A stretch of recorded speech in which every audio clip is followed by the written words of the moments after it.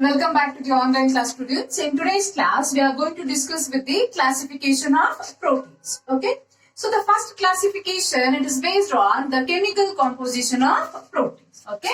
So based on chemical composition, okay. So they are classified into three types.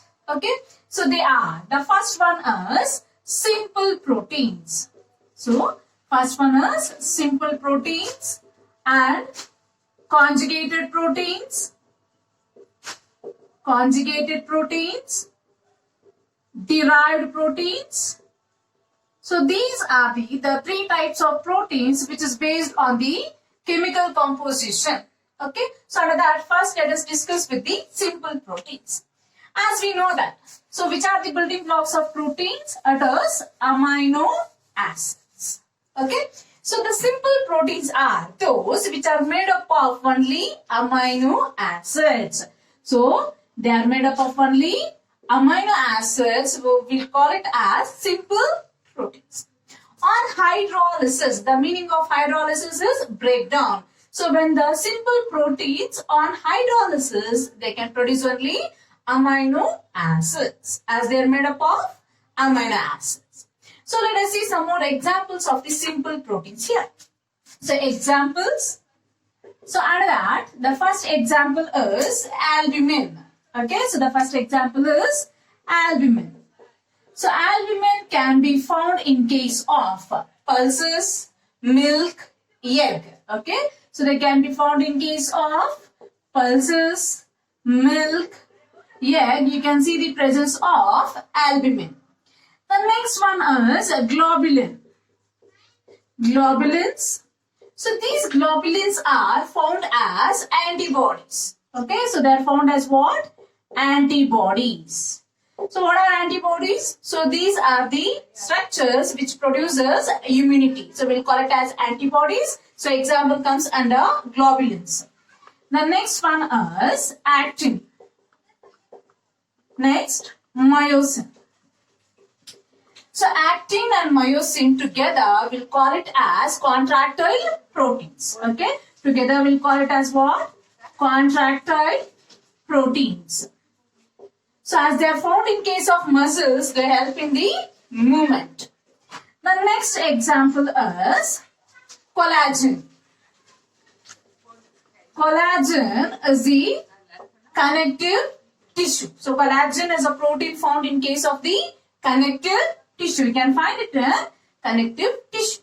The next example, keratin. So keratin can be found in case of hairs, nails. Okay. So they can be found in case of hair, nails, etc. Okay. So one more example, it is histone. So histones are, so they are found in the DNA. Okay, so histones are the group of simple proteins. They are found in case of the DNA. So this is regarding the simple proteins. Let us discuss regarding conjugated proteins. The second one is conjugated proteins. So what are conjugated proteins? It is also called as complex proteins. Okay, because so these conjugated proteins are, so they are made up of protein part and the non-protein part. Okay. So conjugated proteins are made up of protein part as well as non-protein part. So this non-protein part, we'll call it as prosthetic group. Okay. So we'll call it as prosthetic group. Okay. So the conjugated proteins on hydrolysis, okay, on hydrolysis, they can yield amino acid, okay. On hydrolysis, they can produce amino acids as well as prosthetic group, okay. So this is regarding conjugated proteins. So let us take some examples regarding the conjugated proteins. So first example is, so phosphoproteins. Phosphoproteins. So as the name suggests, conjugated means it will contain non-protein part and the non-protein part. So phosphoproteins will contain the protein as well as the non-protein part is phosphorus. Phosphorus.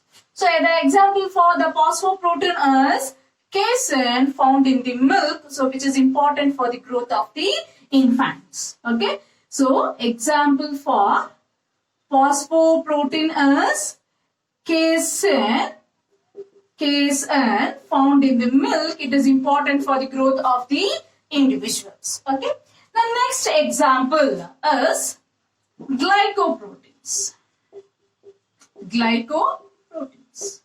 So glycoproteins are also made up of protein, and the non-protein part here is the carbohydrates. Okay. So the non-protein part in case of glycoproteins is which one? It is carbohydrates. Okay. So example of glycoprotein is mucin. Example, mucin. So mucin found in the saliva or mucin found in the mucus secreted by some of the glands found in the nasal tract as well as in the gastrointestinal tract. So that is regarding glycoproteins. The next one is lipoproteins. Next is lipoproteins. So lipoproteins, so they are made up of protein and the prosthetic group here is the lipids. Okay. So they are made up of proteins and lipids. So where you can find the lipoproteins? So they can be found in case of cell membrane as well as even we can find them in the blood. So in the form of LDL, HDL. Okay. So lipoproteins where we can find them? So they can found in case of cell membrane or even you can find them in the blood in the form of LDL. LDL stands for low density lipoproteins. Okay. LDL, low density lipoproteins are in the form of HDL. So that is high density lipoproteins. High density lipoproteins. Okay. The next example is chromoproteins. Chromoproteins. Okay. So the chromoproteins means it will contain the protein part and the prosthetic group here is the pigment residues. Okay. So in case of chromoproteins, so protein plus they are made up of what? Pigment residues. Okay. So we'll take the example is, the best example is the hemoglobin. Or one more example you can take is rhodopsin, which is found in the retina. Okay. So example for chromoprotein I'll take here hemoglobin. So in case of hemoglobin, so it will contain the heme part which provides a red color to the protein. Okay. The next is the rhodopsin. So rhodopsin is a pigment found in the retina, so which is involved in the vision. Okay. So here the pigment present will be vitamin A. Vitamin A. So even we have some more examples in case of conjugated protein. Let us see that. So one more example here I'll take is the metalloproteins. So as the name suggests, it will contain what? Protein as well as the non-prosthetic group here is metals. Okay. So one more example is metalloproteins. So the metalloproteins will contain what? Protein, and so the prosthetic group is metals. For example, here you can take one more example, hemoglobin itself here. So it can be taken as example for metalloproteins as well as for chromoproteins. Okay. So example here, I'll take the example of hemoglobin. So in case of hemoglobin, so it will contain the protein part. So in case of the metal found here is the iron. Okay. So it is made up of protein and the metal found here is the iron. Okay. So one more examples also you can take here. It is like hemocyanin. Hemocyanin. So in case of hemocyanin, so the protein is found along with the metal found as the copper. Okay. So here protein plus copper will be found. So that is the example. The next one more example for conjugated protein is nucleoproteins. So example is nucleoproteins. So as the name suggests, so it will have the protein part, and the conjugated the prosthetic group here will be nucleic acid. Okay, so nucleic acid is preferably two types, that is RNA and DNA. For example, I'll take the example as the RNA. So it is found in case of protein plus RNA, it forms into ribosomes. Okay, so this is regarding the conjugated proteins. Next, let us study about the third type, that is the derived proteins. Okay, so the third type of protein based on chemical composition is derived proteins. The third type what we have is the derived proteins. The third type is the derived proteins. Okay, so what is the definition of derived proteins? So these are actually hydrolyzed products. Okay, so the derived proteins can be defined as what? They are hydrolyzed product. Hydrolyzed products. That means partial or incomplete hydrolysis of simple proteins or conjugated proteins produces thus derived proteins. Okay, so we can define this as partial hydrolysis of simple proteins or conjugated proteins produces the derived proteins. Examples for derived proteins here what we have is the peptone, peptides, and in case and protease. Okay, so example is peptones, peptides, protease are the examples for derived proteins. So this is regarding classification of protein based on chemical composition. The second type of classification we are going to say is it is based on the shape. Okay, so the second type of classification, it is based on shape. Okay, so based on shape we can categorize them into two types. One is fibrous, another one is globular. Okay, so first one is fibrous, second one is globular. So fibrous means, so these are the proteins which will have a thread-like structure.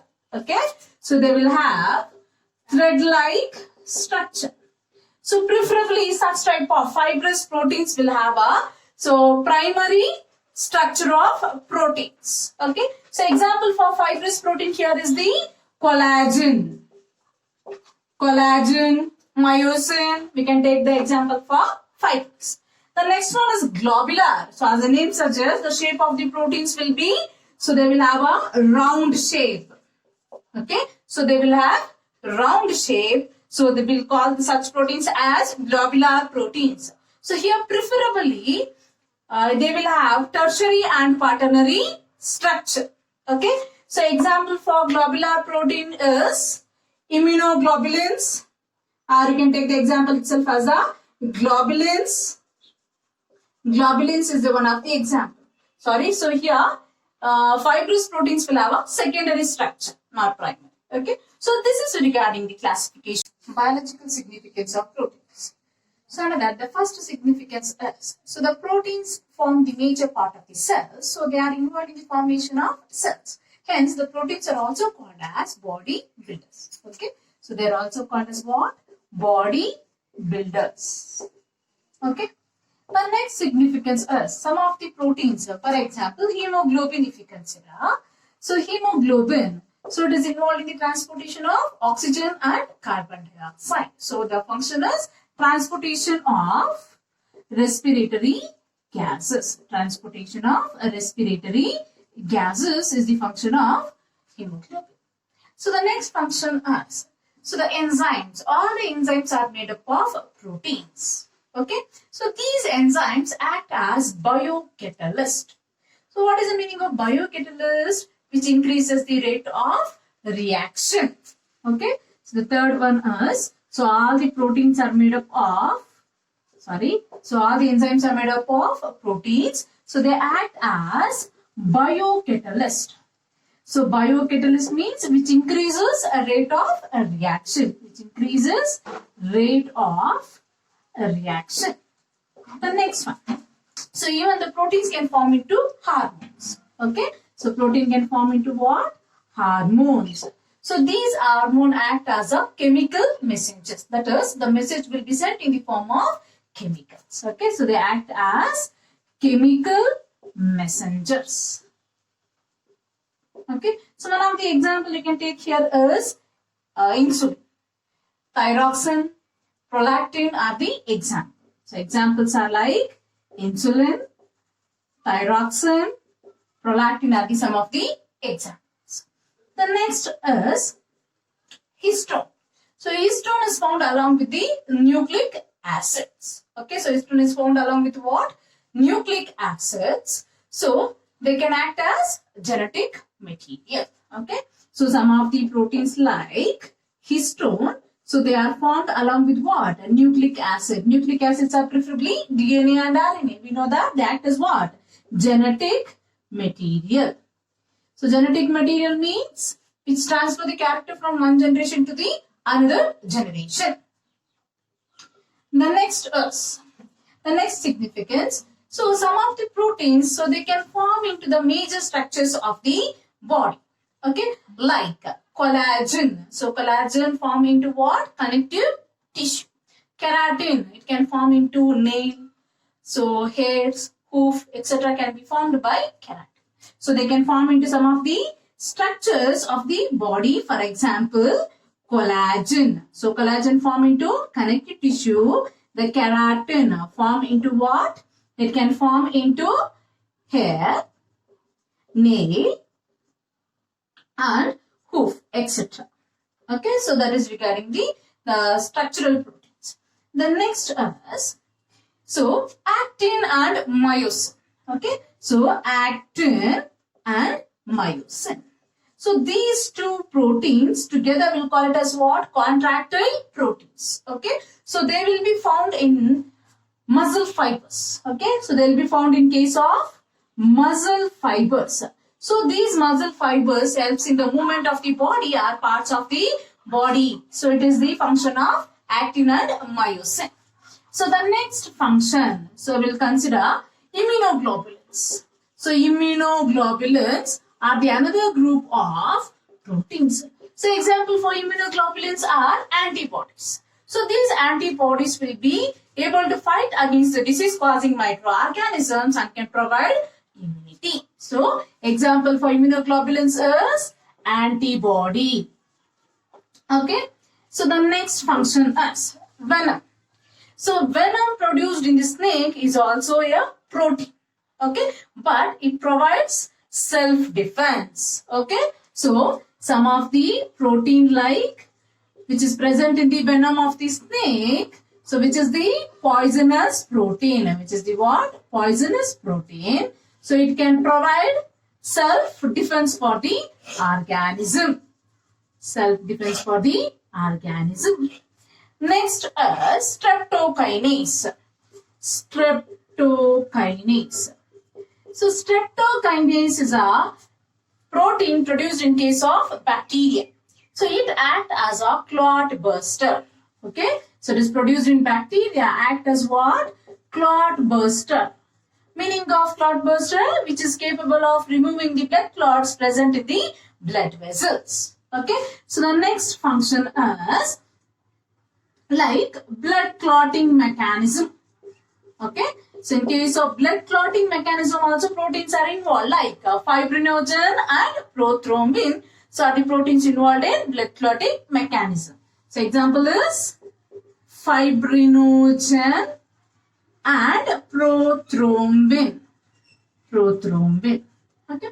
So next, so in our NCERT we have a small table regarding the functions of the proteins. Okay. So here I will write two columns. In one column I'll write the protein and another column I'll write the functions.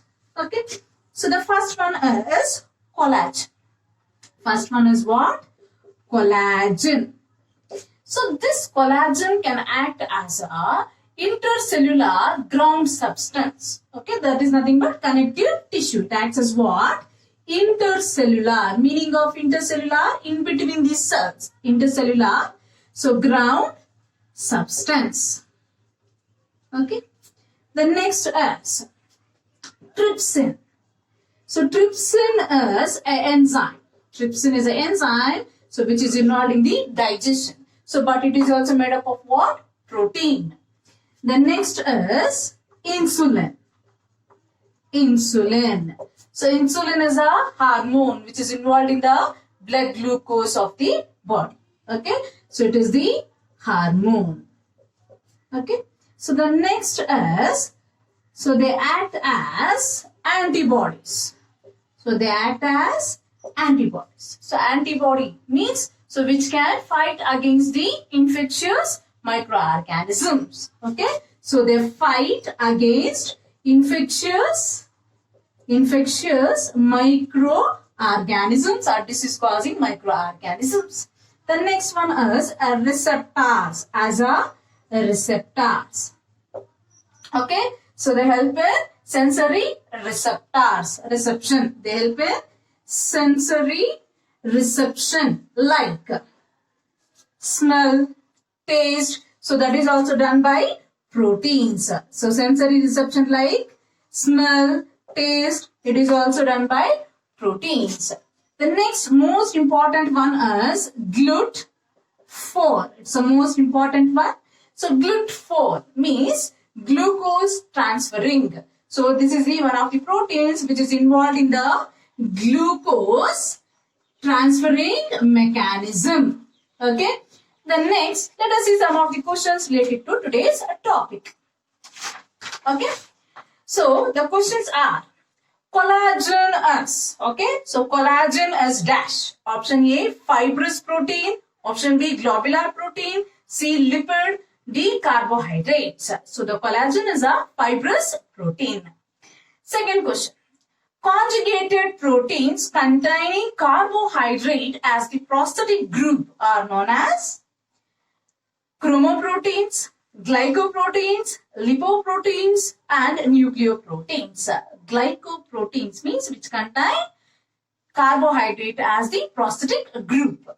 Next, the protein present in the wheat grain is glutenin, glycogen, zymase, albumin. So, it is glutenin, option A.